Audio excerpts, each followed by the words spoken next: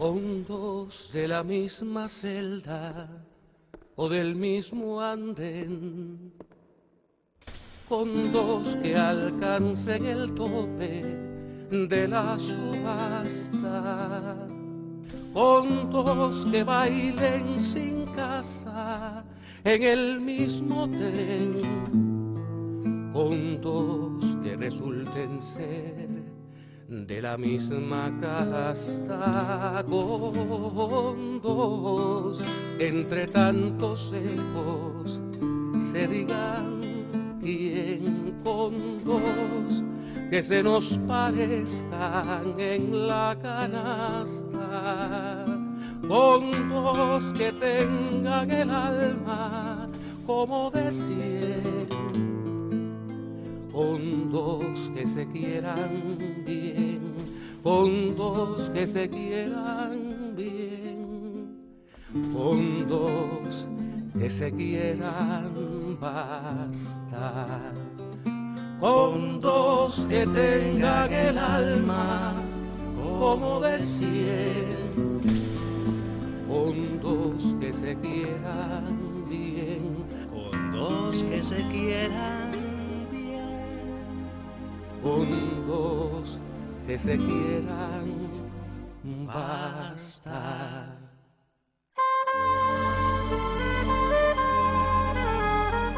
Muy buenas noches, estamos en Con dos que se quieran. Ahora aquí en Quinta y 32, en Miramar, en los maravillosos estudios Abdala. Hoy nos acompaña una de las mujeres más bellas que tiene la música cubana, que ha tenido y que tiene. Hoy además vino con pantalones, o sea, por tanto no puede presumir de sus piernas, pero ustedes la conocen bien. Yo la respeto, la admiro, la quiero, es una preciosa persona y una gran amiga. Zenaida Romeo. Bueno, qué linda presentación, Amaury, pero no estoy de acuerdo contigo. A ver, ¿por qué? Porque yo creo que la persona más linda era mi mamá, fue mi mamá, Zenaida Romeo, Es cierto, madre. es cierto que era muy linda. Pero yo bueno, soy Zenaida Castro Romeo. Ya sé, pero bueno, como a veces te anuncian como Zenaida Castro Romeo y la Camerata Romeo, y ahora hablamos de eso, pero vamos a empezar entonces hablando de tu mamá. Ajá. Hablemos de ella, pero empecemos por la anécdota, esa anécdota tan que yo hurgando, buscando en todos los rincones para hacer la entrevista, me encontré eso cuando tú le dijiste que tu mamá daba clases de piano, le daba clases hasta Chucho, y tú te paraste así y le dijiste, ¿cómo fue? No, pero si yo tenía 5 años, Chucho bueno, sí, todavía pero era está también bien, chiquitico. está bien, así se empieza, Sí. a esa edad se empieza. A ver Es que cómo mami siempre estuvo, además de ser pianista acompañante, repertorista, que tocaba de todos los géneros, tocó también con la Filarmónica, dirigiendo Roy, conciertos de Mendelssohn. Ella también se ha dedicado a la pedagogía toda su vida. Y claro, tenía un conservatorio que se llamaba Conservatorio Romeo en Concordia 410, que fue el lugar donde yo nací.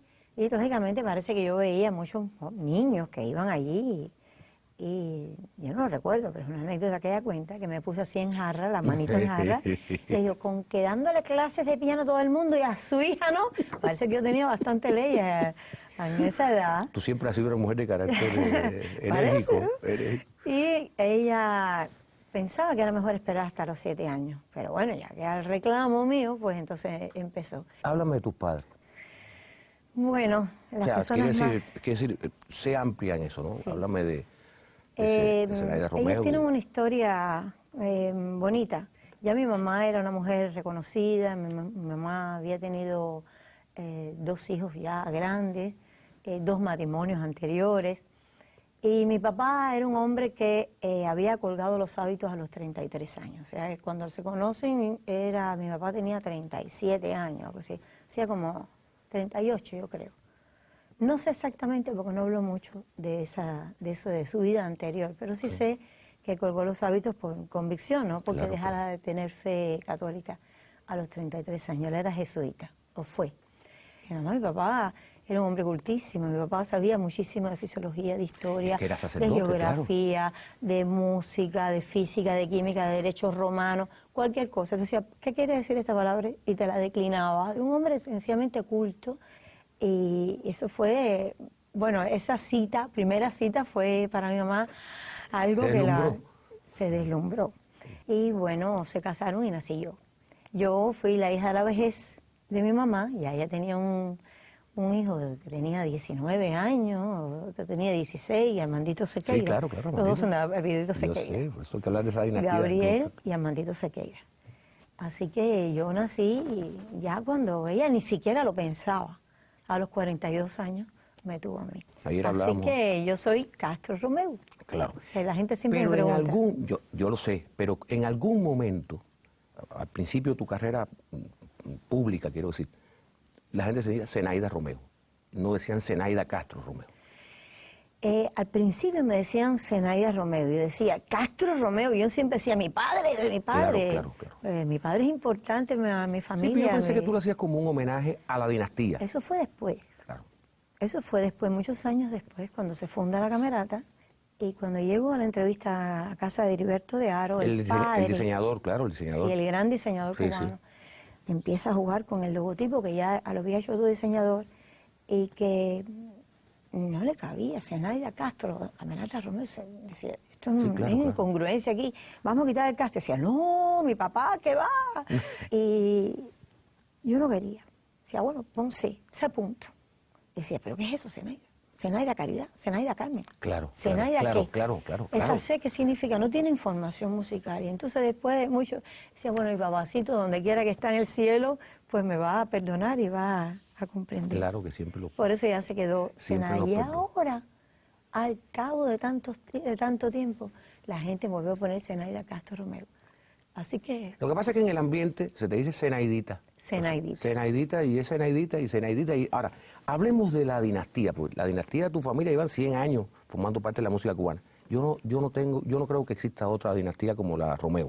O sea, es una cosa... bueno, déjame decirte que Victoria Elí, que hizo la voz Romeu de la Enciclopedia Sí. de Música y Músicos de Iberoamérica, ella me dijo que la voz más grande de ese diccionario, que tiene un 2 tomos, parece una enciclopedia británica, Sí, la conozco. es la voz Romeu. Así que eso es muy bonito, ¿no? Porque ahí hay directores de orquesta. ¿Dónde empieza? Empieza esa con dinastía? Antonio María Con Antonio Romeu. María Romeu. Con mi tío abuelo, que como sabes tenía una orquesta de danzones que fue muy famoso y que él fue un hombre novedoso porque él introdujo los solos de piano por primera vez en la música cubana. Y además algunos de ellos un modelo, como es el caso que está de Tres Lindas Cubanas, ese modelo de improvisación, el final es increíble. Así que él marcó una manera de tocar, un estilo, incluso lo que hizo Barry White muchísimos años después de poner la quinta de Beethoven con la sí. onda esa Sí, disco, sí, ¿no? sí. Él lo hizo con los danzones, tocaba tonadas que eran famosas, nombres de áreas de ópera, los ponía los danzones. De alguna manera era como una globalización. Era bastante rompedor y cronista. Y ven haciendo toda la... Su hermano, eran 5 hermanos, pero 2 fueron músicos, él y mi abuelo. Mi abuelo Armando era director de orquesta, era pedagogo, tocaba todos los instrumentos de la banda, tocaba el piano, se dedicó realmente a la banda. Sí. Mira cómo sonaba la banda esa, él puso hasta 8 contrabajos. Fue el director de la Orquesta Tropicana, que La Orquesta fue Tropicana. un hombre genial. Todo el mundo, todos los músicos que estuvieron en esa orquesta recuerdan a Armando como el padre del jazz, como el padre del jazz en este país. O sea, es una referencia absolutamente obligada. Yo creo que sí.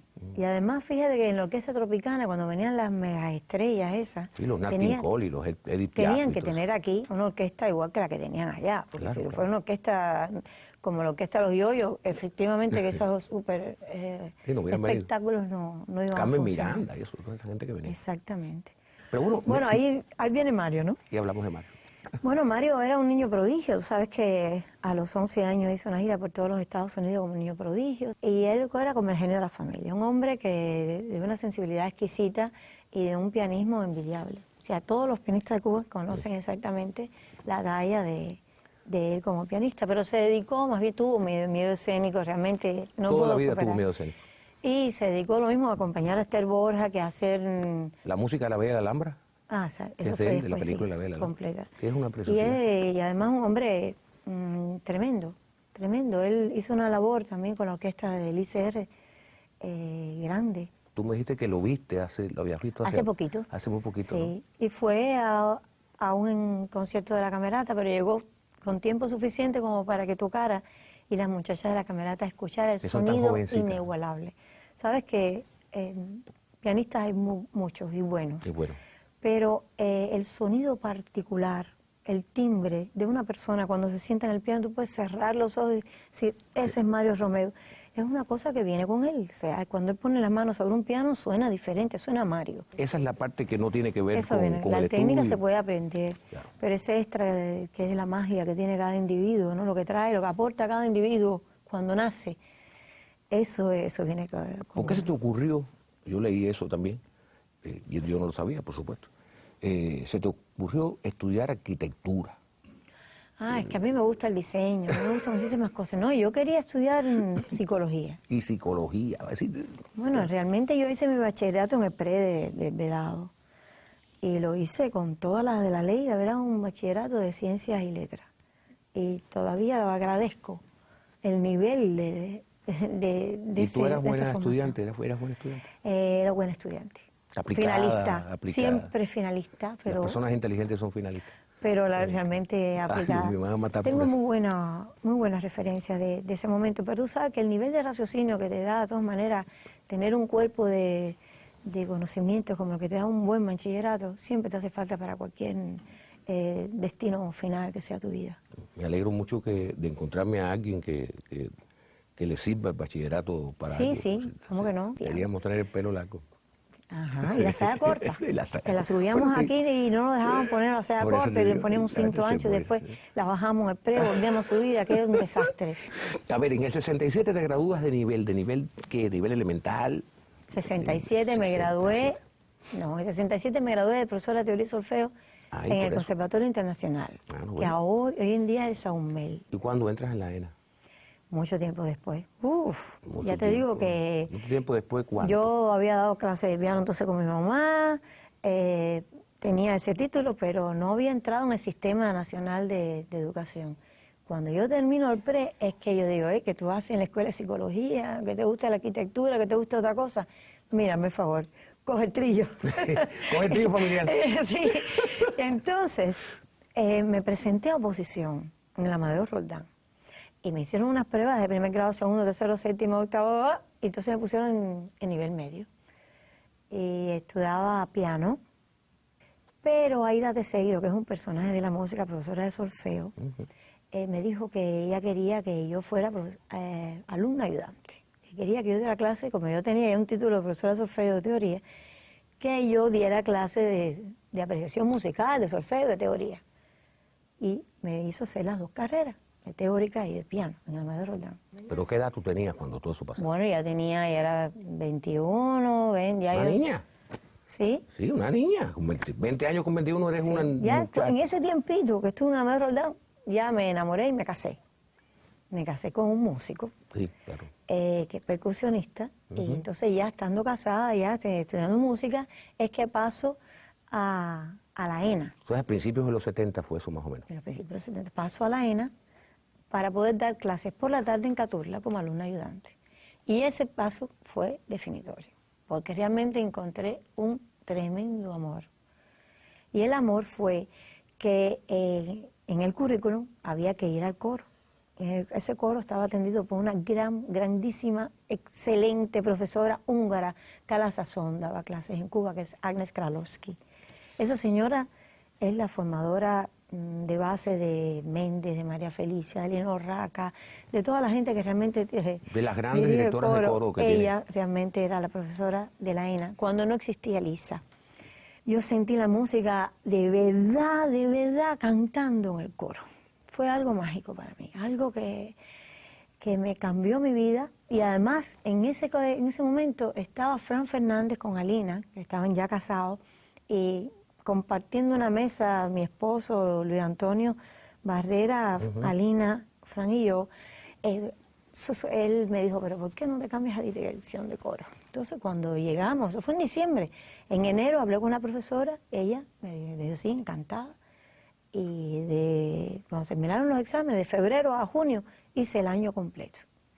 Y realmente ahí fue donde cambió mi vida, porque aprendí el lenguaje de las manos, cómo eso que yo tenía dentro podía transmitirlo y encontrar un nuevo camino de comunicación de la música, que es visual y es silencioso. Sí, ahora, a ver, antes de continuar, ya preguntas mías. Tú tienes unas manos muy bonitas y unas manos muy ¿No? expresivas. Sí, para mí Tengo sí. buenas manos de trabajo. Para mí sí, es que ese es el problema. Es como la canción de Pablo, tus manos no son hermosas. Sí, no, pero no es el caso. Además, las manos de Zoe a mí también me encantan. A la que le hicieron la canción, a mí también me encantan las manos. Es un asunto de cada cual. Y tú tienes unas manos muy expresivas. Vamos entonces a quedarnos ahí, en ese punto medio. Para ti son feas, para mí son bonitas, decimos que son unas manos efectivas. ¿Por qué hay que usar una batuta para dirigir un coro? Más bien cuando se usa con orquesta y coro se usa la Orquesta y coro, batuta. exactamente, con orquesta y coro. Pero realmente eso es una derivación del batón que todavía se usa en el ballet. Sí. Ahí va el tiempo. Exactamente. Así se usaba en el barroco, pero bueno, en los griegos usaban zapatos de hierro sobre el podio para llevar el tiempo. Me parece tan bonito. Y después eso se fue derivando, ¿no? Buscando soluciones a cómo llevar el tiempo. Bueno, pero tú también eres directora de orquesta. ¿Para qué la batuta? Leo, por ejemplo, Leo Brauer, Ajá. que no usa batuta. No hay que usar. A veces sí. Cuando hay precisiones hace falta. Además hay una economía de medios tremendo. Cuando tú, es la prolongación del brazo. O sea, cuando tú, hay un brazo, hablando físicamente, ¿no? Si tú haces solamente un gesto con una falange, se amplía en la batuta. O sea, para tener un gesto de este tamaño, la mano tienes que mover el brazo así, pero para tenerlo en la punta de la batuta solo haces así. O sea, que hay una economía de medios. Pero una orquesta, por ejemplo, a mí me decía Poza, que no es músico, como tú sabes, pero que tiene una sensibilidad para con la música. Ella me decía, a mí me gustan los directores que no dirigen con batuta porque me están enseñando la partitura. O sea, entra fulano, entra mengano, es como una magia, como una cosa danzaria, ¿no? Y tú tienes esa posibilidad. Es que en realidad, incluso muchos directores tienen eso como una opción para los aires lentos, para donde hay que cantar más la música, que moverla, tocarla, ¿no? Estirarla o moldearla. Entonces se usa mucho más. Pero, por ejemplo, en el coro es imprescindible muchas veces porque, por ejemplo, si tú dices Durchrauscht en alemán, Durchrauscht, tú haces con los dedos incluso un señalamiento para toda esa consonante. Sería un desastre si no tuvieras una señal precisa y se usan los dedos muchas veces. ¿Por qué las directoras de coro cantan, aunque están de espalda al público, le cantan al coro? Le cantan justamente porque la respiración viene, por ejemplo, si tú dices cum santis, cum, además tienes la posición, estás controlando también la posición de la respiración, estás pidiendo que respiren con la vocal, con la posición del canto, pero tú no puedes respirar así y después colocar, no hay tiempo, ya el sonido queda mal, puede quedar bajo, entonces tú preparas las voces, la psicología, porque hay muchas partes móviles en la garganta, y de alguna manera necesitas ganar tiempo con la posición, entonces le recuerdas la vocal, la posición, hay un montón de información, el Auftakt o la preparación de los directores, tanto de coro o de... Yo estoy aprendiendo cantidad ahora mismo me estás dando clases a mí mismo, porque yo... Es que mira, en esa preparación está el tiempo, la dinámica, el color, el carácter, el timbre, la velocidad, muchísimo, y es un solo gesto, y que debe ser una verdad para 100, 200 personas. Ya, ¿por qué se malogró el coro Cohesión? Pregunta. ¿Qué se malogró? Pregunta, la rueda de la historia se puede decir. Sí.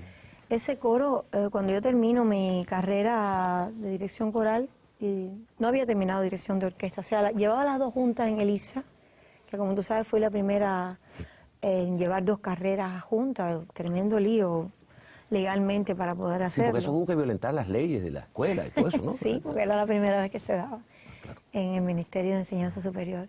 Qué bueno. Pero bueno, termino.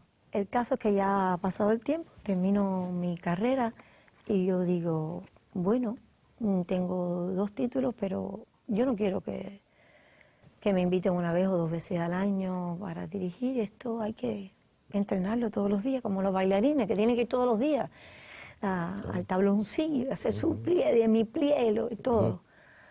Y eso, el órgano que no se usa, se atrofia. Así que lo que tenía a mano era un coro. Vamos a formar un coro, y formé un coro con los estudiantes de ELISA, que eran geniales, eran estudiantes realmente avisados. Estaba Moisés Dumérico, estaba Elcida González Portal, estaba Gemma Corredera, estaba Cari 10, estaba... Y todas son voces bellas esas, tú. Y empiezo a hacer un coro que era... Pero no me gustaba hacer un coro el mismo de siempre. Decía, ay, me tenía un dolor, yo tenía un dolor. Yo quería el coro, pero a nadie le gustaba el coro. Porque siempre había un coro, era gente, no sé, que era muy estática y no tenía nada que ver con nosotros, ¿no? Y ahí yo había ido por primera vez a Alemania, había visto que los alemanes eran caminando de una manera y que de repente alguien así, con un pie así en una esquina, pues, yo identificaba, eso es un cubano, pues yo me conocí más, me identifiqué más culturalmente cuando empecé a viajar, ¿no? Y vi la diferencia, ¿no? Entre cómo nosotros nos expresamos, ese lenguaje corporal y de identidad. Y entonces cogí a esa gente joven y empezamos a hacer lo mismo madrigales de Monteverdi que música cubana. Y claro, empezamos a hacer movimientos escénicos, expresión corporal e incluso la polifonía. Pues me acuerdo que el Ile Belebón de Passeró era una polifonía que yo cambiaba la disposición del coro, que era inaudito en aquel momento, Claro. y se veía Ile Bele, Ile Bele, Ile Bele. Tú podías mirar así cómo la polifonía se regaba, podías ver la música para el que no conocía. Recuerdo algo mágico en el Mella, que ya tengo muchas cosas mágicas. Estábamos cantando en el Mella, que negro bembón, negro bembón, negro bembón, y me agaché, me fui agachando y el coro completo se bajó. Terminamos. Eso no se ensayó. Esas eran cosas mágicas que salía en escena. Y de repente era una cualidad nueva que se le estaba aportando al coro. Y yo no dirigía enfrente, yo dirigía desde el coro. Así que estábamos imponiendo un nuevo estilo, incluyendo cosas de nuestra cubanía, pero había que pasar por un mecanismo que era la evaluación artística, que no llegó en 5 años.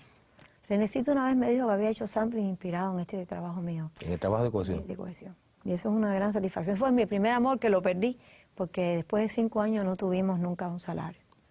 O sea, fueron aficionados durante 5 años. Aficionado entre comillas. Ya sé.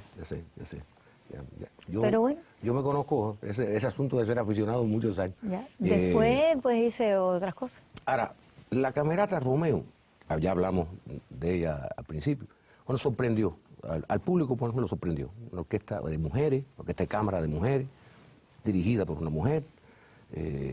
Bueno, eso deslumbró desde un principio. Pero hay gente, yo me acuerdo de cuando surgió la Camerata, rumores, conversaciones de pasillo, algunos músicos decían, Zenaidita quiere hacer una orquestica. Una orquestica de musiquita Una orquestica cubana. de musiquita cubana. O sea, ¿cuánto trabajo costó armar, sin que esto se convierta en una cosa del lamento... De Ariadna. Sí, por eso digo. Pero hacer la historia de la Camerata, porque todo el mundo ve la Camerata ahora, que triunfa, que viaja, que va a todos lados, que tiene un éxito, que tiene un reconocimiento. Mira, la Camerata desde el principio tuvo realmente muchos detractores. Una vez me citaron incluso a una reunión. Era una inquisición aquí, aquella reunión era algo de inquisición, pero salí airosa porque yo no quería meterme en el terreno de nadie, quería empezar de cero y eran estudiantes. Ay, haberlo dicho, esa fue ahí se acabó la reunión. Duró 2 minutos la reunión. Claro, ellos pensaron que tú ibas a llevarte músicos de agrupaciones ya establecidas. Sí, yo no iba a invadir el terreno de nadie, o sea, no era que yo iba a quitar de aquí, de allá, yo iba a hacer mi proyecto, quería hacer algo totalmente que fuera inédito. Y para eso siempre hay que pensar con gente que sean maleables, ¿no? Y por eso había cogido... Sino con gente que ya tenga vicios, ¿no? Claro. Tenga vicios o hábitos, profesionales o hábitos hábitos profesionales. Sí, también. que son respetables, pero son sus hábitos y yo quería formar otros. Entonces, yo quería que la gente entendiera que la música no era música de viejo, era pleno periodo especial y yo decía... hay que dar algo nuevo. Entonces acorté la saya, se hizo un diseño tremendo para evitar eso, algo que pudiera alejar, incluso en el diseño de vestuario, al público de lo que se estaba haciendo, o sea, al consumidor de la música que se estaba haciendo. Y se empezó con una música que era como una bandera, porque empezamos con música de Guido, con música de Fariña, de Valera, de Leo, de José María Vitier, y eso, incluso una canción también de Pablo en el primer concierto, un 5 de septiembre en el Teatro Nacional. A ver, la impresión que yo tengo cuando veo la Camerata, y la veo mucho, o por televisión, o en la Basílica, o en un concierto, en un espectáculo, tengo la impresión de que cada vez que yo la veo son muchachas nuevas. Es que la vida es muy dinámica, la verdad. realmente... Tú tienes un conservatorio, Romeo, en la Camerata también. Claro, es una formación, es un lugar de formación, realmente. A veces yo miro y digo, mira, aquella estaba la última vez, pero ya esta no estaba, esta No, es me nueva. ha pasado a mí en escena. Sí. Digo, ay, pero ¿dónde está? Por eso digo, Ya, también pasan cosas terribles. está bien, claro, Pasan ¿no? Y hay cosas gente por ahí terribles que... y que además que pasan cosas terribles, uno se da cuenta que no hay nadie imprescindible. Claro. De repente miras y no está, y dices, ay, Dios mío, es un momento de crisis moral, ética, estética. Claro, porque hay veces que los músicos usan las agrupaciones como si fuera un departamento de inmigración. Exactamente, o sea, ahora me voy con la Camerata y la primera que tenga por ahí. Sí, pero yo creo que hay que ser ético en la vida. Yo creo que hay que terminar la gira, yo creo que hay que terminar las responsabilidades y después tú puedes hacer con tu vida lo que tú quieras. Sí, claro, pero hay un compromiso profesional, un compromiso de grupo, un compromiso artístico, e incluso con la agrupación con la que estás y con las personas que te invitan también, que esperan también. ¿Tú crees que puede haber, que puede existir, y vamos quedando en el mundo de la música, una especie de crisis de ética también? Absolutamente, absolutamente una crisis de ética muy grande y realmente yo que trabajo con jóvenes siempre trato en los ensayos de darle conocimiento de todo tipo, de ballet, de pintura, de ética. No son solamente clases de música, yo creo que intento, ¿no?, de ser como una bandera de muchas cosas que yo he recibido de mi familia, ¿no?, y que considero que son elementales, primordiales para la formación de cualquier profesional. Y además yo creo que es un poco la bandera de mi país, porque yo creo y pienso en mi país a la imagen y semejanza de lo que yo recibí en mi familia. Porque sí creo que la familia es un elemento... es el referente principal. Referente principal. Ahora, yo me voy a ir, y tú sabes que yo te quiero, yo te amo, pero quiero irme a algunas cosas. ¿Puedo tomar café? Sí, claro, mi vida, el café es para ti, y además el café es verdadero. ¿Es de las lomas del Escambray? Sí, ese, no sé de qué lomas serán, a lo mejor no son del Escambray, pero por lo menos, bueno, dice el preso, son de la loma de Abdala, yo creo, o del Icay, es café Pero sí Icay. son de la loma. Café Icay. Y cantan en el llano. Tú eres una mujer muy participativa en debates públicos, o sea, en debates públicos vinculados con la cultura. Tú lo haces porque tú sientes la necesidad de mejorar las cosas o porque te gusta entrar en contradicción con cosas establecidas. No, el problema es que mi mamá me enseñó una cosa que se llama deber cívico. Mi mamá es una persona que yo considero que es era una persona decente, de Una gran palabra que poder ya no se cívico. usa. Ella era capaz, por ejemplo, si íbamos en el carro y había una botella y que mi papá daba la vuelta, ella se bajaba del carro, quitaba la botella y seguía. Porque ella lo había esquivado, el carro lo había esquivado. Le decía, el de atrás. Claro. Ese sentido cívico de decir las cosas, de luchar, realmente es parte de mi esencia, de mi formación y de mi esencia. Yo tengo el signo de Sagitario y nací el día de Santa Bárbara. Me llamo Zenaida Bárbara. Yo soy peleona y digo las cosas en el momento que las siente. Mucha gente no le gusta que le digan las verdades y eso es lo que pasa. Y es que los Sagitarios no somos doble cara. No me caigo las cosas y le digo detrás diciendo, te lo digo a ti en tu cara en el momento que considere que es el momento preciso, porque el momento que considero que es donde están todas las fuerzas para hacer eso que yo considero que es vital en defensa de algo que yo considero que es mío. Claro, claro. Si yo tengo sentido de pertenencia, digo, Sí, esto el es mío, mejoramiento esto hay que de nuestra arreglarlo y este es el nación. momento, porque aquí está todo el mundo. Y hay que, ojo, ayúdenme, que esto que hay que hacerlo, porque quien le toca no lo hace. Entonces yo incluso me meto en terreno de la música, pero que no me atañe directamente, pero sí muy profundamente. Claro que la Y te música voy a fue- decir algo, algo místico, absolutamente místico.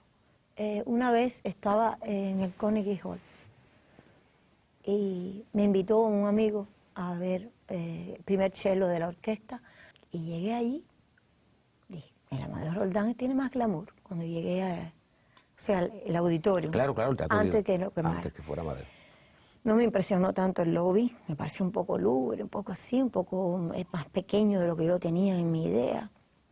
Sí, está considerado el gran teatro Sí, bueno, de New York. pero estaba en Nueva York. Estaba Claro, en el claro, sí, Carnegie pero Hall. por eso, Carnegie Hall. Llego, subo y me encuentro que los asientos son de madera, de palo, como ese cine de palo de aquí, eran de madera. Me pongo a acordarme de los asientos mullidos color rojo vino de la Amadeo rojo Roldán. vino.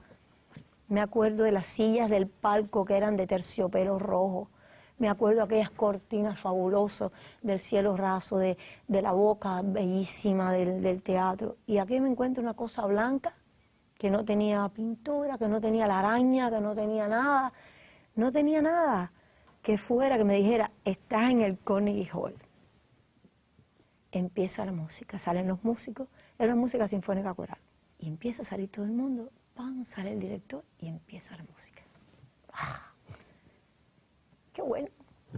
¿Quién te dice a ti que yo en medio de la felicidad de estar allí, mis ojos empiezan a llorar? Te juro por los restos de mi madre, lo que te estoy diciendo. Mis ojos empiezan a llorar y yo no sabía por qué.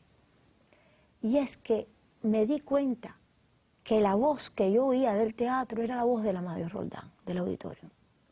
Era como si hubieras oído la voz de una persona que había muerto, una abuelita tuya que de repente oyes la voz, te dice Amaury, o tu mamá, ¿entiendes? Y tú de repente caes, lloras porque oyes una voz, un sonido acústico, eso lo sabemos los músicos. Claro. Y los ingenieros. Y los era una voz arquitectos. antigua porque ya estaba quemado el teatro. Ya estaba quemado el teatro. Claro, pero pero yo había ido existía aquel con Amadeo. mucha asiduidad al teatro. Toda la semana de la vida a ver la filarmónica, todas, sin faltar una. Y cuando había 2 conciertos, iba a 2. Conocía exactamente cómo sonaba el teatro. Claro, eso la gente no lo sabe.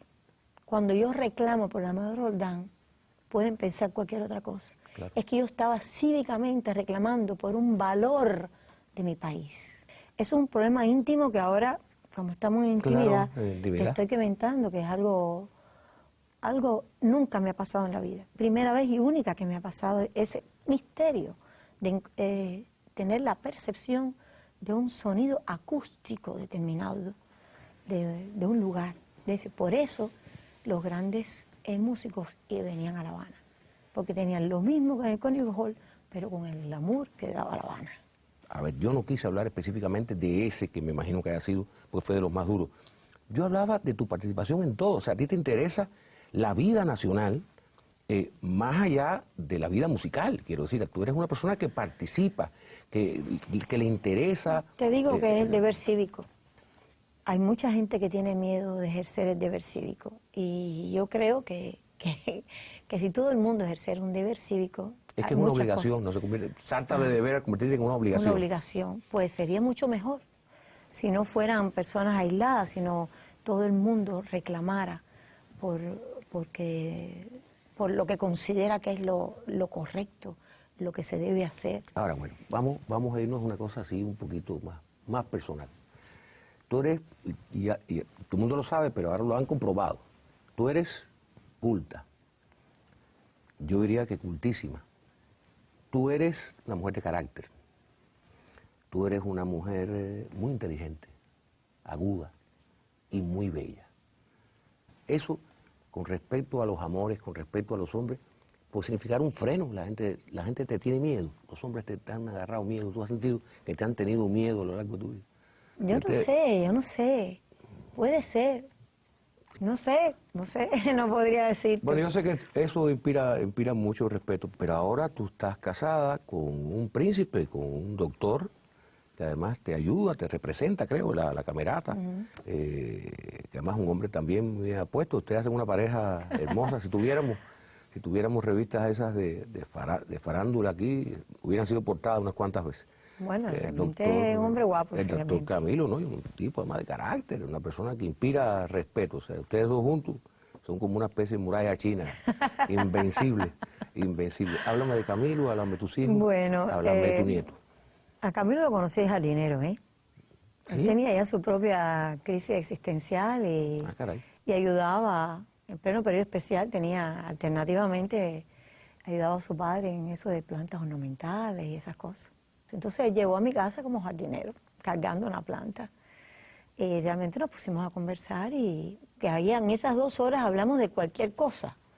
Y realmente a mí me impresionó muchísimo, ¿no? ¿Te fuiste a comprar una planta al otro día? No, mandaste a al comprar otro día sí compré en planta, el otro día, y a los 5 días empezamos una relación. Ya te digo que yo estaba totalmente impresionada por un hombre, además, de mucha voluntad, que lo que quiere es un hombre cierto, ¿no?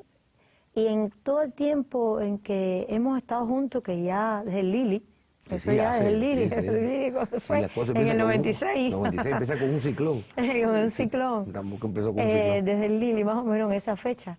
Y yo te puedo decir que es un hombre poco errático. Oye, No, pero es un Zeledita, hombre que realmente tiene visión. háblame de tus hijos y de tus nietos. Bueno, yo tengo 2 hijos maravillosos que son latinos, nombres latinos, César y Claudio. César tiene 28 años y me acaba de ser abuela. Y el Claudio tiene 23. Los 2 viven en España, son mis amores. Ayer se fue mi hijo menor, que estuvo de Claro, vacaciones. yo te llamé antes para hacer la entrevista antes, Sí. semanas anteriores, y me decías, no, mi hijo está aquí, hasta que mi hijo No, se va. esos son, la verdad, que mis mejores músicas. Sí, claro. Esas son mis mejores producciones. Estoy muy orgullosa de ellos. Son hombres buenos, que eso es muy importante. Claro. Tú no los juzgas.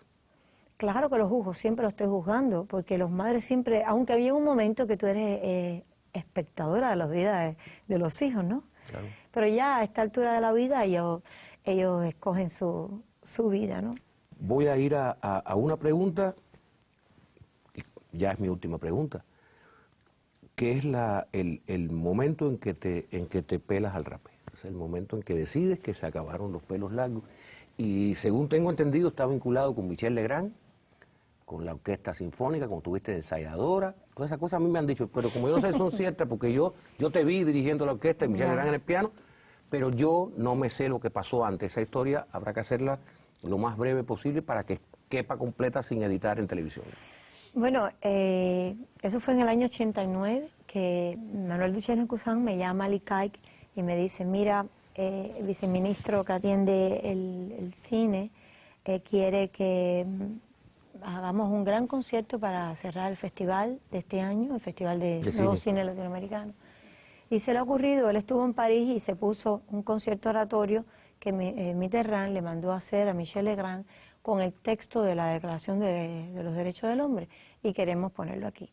Y yo quiero que tú te organices todo porque yo no voy a estar. Y digo, bueno, y dice, mira, no se sabe nada porque la partitura no ha llegado. Solo sé que viene Michel Legrand con un pianista.